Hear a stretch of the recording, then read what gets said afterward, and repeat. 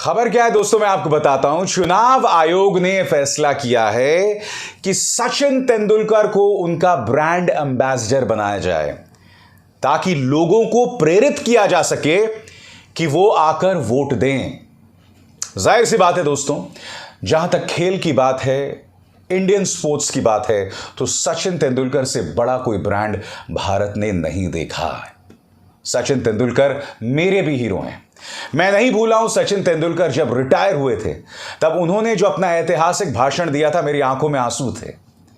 एक ऐसा आदमी जिसे सुनकर लग रहा था कि ये हमारा हीरो है, ये जेन्युइन है, ये दिल से सच्चा है। अब चुनाव आयोग ने यह फैसला किया है कि सचिन तेंदुलकर को ब्रांड एम्बेसडर बनाया जाए। मगर आज मैं एक सवाल पूछना चाहता हूं कि क्या सचिन तेंदुलकर को ब्रांड एम्बेसडर सिर्फ इसलिए बनाना चाहिए क्योंकि उन्होंने सबसे ज्यादा सेंचुरीज ठोकी थी? एक सवाल मैं आपसे पूछता हूं, क्या आप जानते हैं कि सचिन तेंदुलकर 2012 से 2018 के बीच राज्यसभा के सदस्य थे और हर सेशन में बमुश्किल 1 या 2 दिन वो पहुंचते रहे। क्यों? ताकि उनकी सांसदी बची रहे। चुनाव आयोग से मेरा सीधा सवाल, जो व्यक्ति राज्यसभा में रहते हुए मुश्किल से संसद पहुंचता हो, वो आखिर जनता को वोटिंग के लिए कैसे प्रेरित कर सकता है? यानी कि राज्यसभा सांसद होते हुए आपको तमाम सुविधाएं चाहिए, तमाम इज्जत चाहिए, पोस्ट रिटायरमेंट पेंशन भी चाहिए, मगर राज्यसभा पहुंचकर सवाल नहीं पूछना। रेखा और सचिन तेंदुलकर ये दोनों एक ही वक्त पर राज्यसभा के सांसद थे।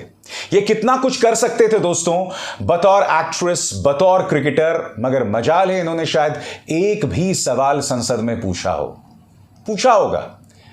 क्या आप जानते हैं दोस्तों कि राज्यसभा में जितने भी सांसद आते हैं उनका जो अटेंडेंस का एवरेज होता है वो 79% है। यानी कि हर एक सांसद की 79% अटेंडेंस है, हाजिरी है। मगर क्या आप जानते हैं कि सचिन तेंदुलकर की कितनी हाजिरी थी? 7%, 7%।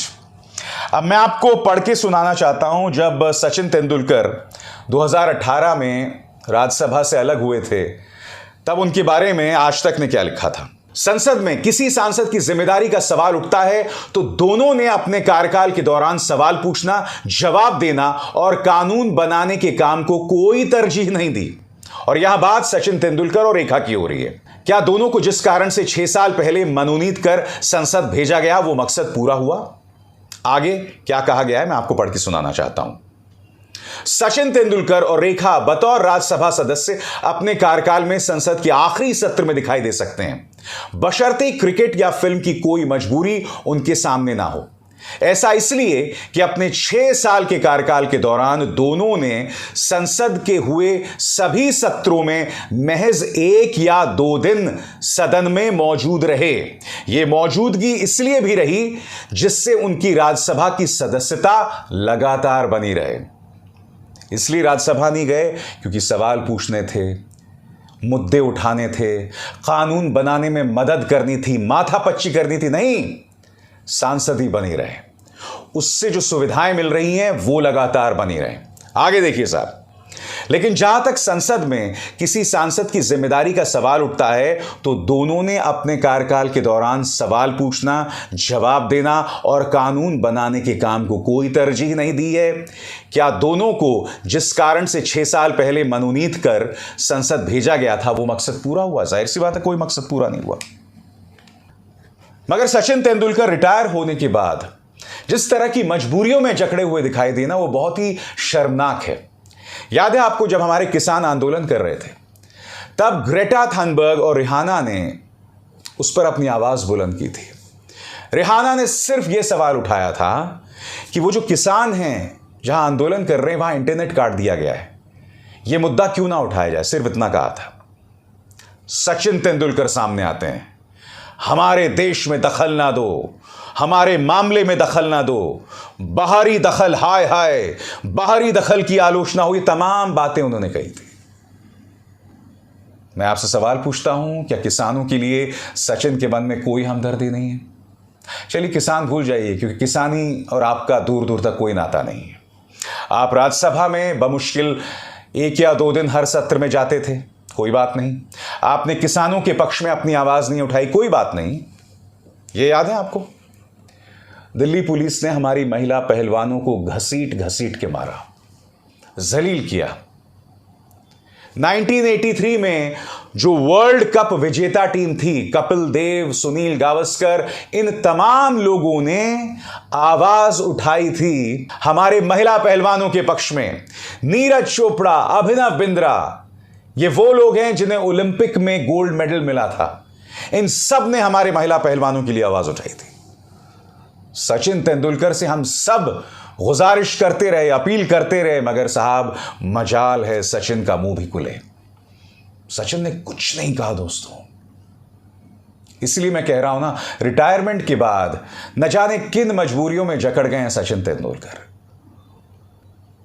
कोई और होता तो मैं ये जरूर कहता कि आप चाटुकारिता के रसातल में खुद को दफन कर रहे हैं, मगर नहीं, मैं ऐसा उनके बारे में नहीं कहूंगा, क्योंकि सचिन मेरे हीरो हैं। सचिन को खेलते हुए देखता हूं तो मुझे उम्मीद मिलती है। उनकी जब पुराने वीडियोस देखता हूं तो दिल को खुशी मिलती है, हम सबको मिलती है। है कोई ऐसा जो सचिन से प्रभावित ना हो? और सचिन की सबसे अच्छी बात क्या है, मैं आपको बताता हूं। इस व्यक्ति में कभी भी अहंकार नहीं था दोस्तों। एक दो बार होगा जब ऑन फील्ड, क्रिकेट फील्ड पर उन्हें गुस्सा आया हो, कभी गुस्सा नहीं आया उन्हें, बमुश्किल एक या दो बार। तमाम बॉलर्स सचिन तेंदुलकर को स्लेज करते रहते थे, चिढ़ाते रहते थे, मगर वो जवाब अपने शॉट्स से देते थे। मगर क्या हुआ 2012 के बाद? सचिन, राज्यसभा में देश के कानून बनाने में आपको मदद देनी चाहिए थी, आपने कुछ नहीं किया, कुछ नहीं किया। 2012 में आप सांसद बने थे, पिछली सरकार ने आपको मनोनीत किया था, मगर आप सेवा इस सरकार की कर रहे हैं। कायदे से सेवा आपको किसी सरकार की नहीं करनी चाहिए। आप सिर्फ अपना काम करते, अपने जो दूसरे खिलाड़ी हैं, स्पोर्ट्समैन हैं, उनकी आवाज में आवाज उठाते। मगर साहब मजाल है आपने एक भी शब्द कहा हो। और ये सनी देओल कहते हैं, अब मेरा सांसदी में मन नहीं लगता, मुझे फिर से चुनाव नहीं लड़ना है। गुरदासपुर की जनता के मुंह पर कितना करारा तमाचा है ये दोस्तों, क्योंकि सनी देओल को तो लोकसभा सांसद का पेंशन मिलता रहेगा। और दूसरी तरफ बैंक ऑफ बड़ौदा इनके 56 करोड़ का जो लोन है, वसूली है, नीलामी को भी माफ कर देगा टेक्निकल कारणों से। हालांकि ये टेक्निकल कारण जब एक आम इंसान की बात होती है तब वहां नहीं दिखाई देती है। मैं आखिर क्यों जिक्र कर रहा हूं यहां सनी देओल का?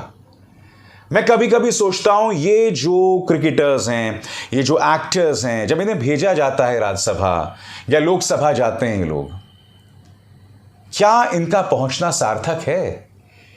क्योंकि इनका राजनीति से दूर दूर तक कोई नाता नहीं दिखाई देता। जनसंपर्क से, लोगों से संपर्क साधने में, लोगों की भलाई के लिए कदम उठाने में दूर दूर तक कोई नाता नहीं दिखाई देता। ऐसे बहुत कम एक्टर्स रहे हैं जो बतौर राजनेता भी एक्टिव रहे हैं। सुनील दत्त साहब हुआ करते थे, एक बेहतरीन अभिनेता। उन्होंने तो भारत जोड़ो यात्रा भी की, बतौर सांसद भी वो खासे सक्रिय हुए। मगर सचिन तेंदुलकर, सनी देओल, अमिताभ बच्चन, ये लोग क्यों सांसद बनते हैं मुझे ये समझ नहीं आता है, और क्यों देश का बेशकीमती पैसा इन पर बर्बाद किया जाता है। क्या आपको मेरी बात समझ आई? मैं उम्मीद करता हूं आप बेशक ना समझे हों, मगर सचिन तेंदुलकर मेरी इस बात को समझ गए होंगे, और चुनाव आयोग भी इस बात को समझा होगा। क्योंकि माफ कीजिएगा, सचिन तेंदुलकर को ब्रांड एम्बेसडर बनाना ताकि जनता को प्रेरित किया जा सके वोटिंग के लिए, यह एक गलत डिसीजन है। अभिसार शर्मा को दीजिए इजाजत। नमस्कार।